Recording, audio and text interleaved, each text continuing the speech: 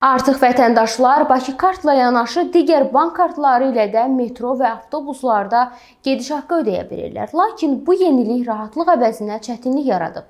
İstifadəçilər bildirir ki, alternativ kartlarla ödəniş zamanı məhdudiyyətlər yaranır. Əlavə vəsait çıxılır, hətta bəzi hallarda gün ərzində nəqliyyatdan istifadə edilmədiyi halda belə kartdan pul silinir. Bəs bu problemlərin əsas səbəbi nədir? Gün ərzində istifadə edilmədiyi halda kartdan vəsaitin silinməsi hansı hallarda baş verir?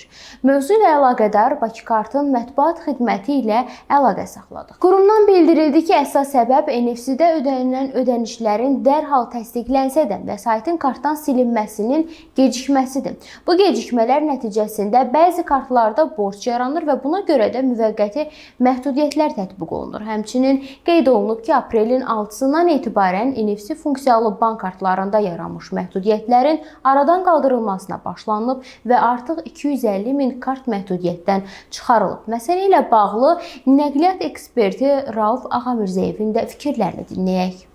Hal-hazırda ictimai nəqliyyatda, metro və avtobusda ödəniş vasitələri Bakı Kart, QR bilet və NFC üzərindən bank kartı ilə Google Pay, Apple Pay kimi ödəniş imkanları mövcuddur. Bank kartlarında vəsait yetərincə olmadıqda ödənişi etmək olur, amma sui-istifadə hallarının qarşısını almaqdan ötürü müəyyən limit qoyulub ki, bu ödənişi icra etmək olsun və ən əsas məsələ odur ki, bank kartlarında yetərincə vəsaitiniz olmalıdır ki, siz hər hansı bir problemlə qarşılaşmayasınız və istənilən vasitələrlə də rahat ödənişi etmə imkanı yaransın.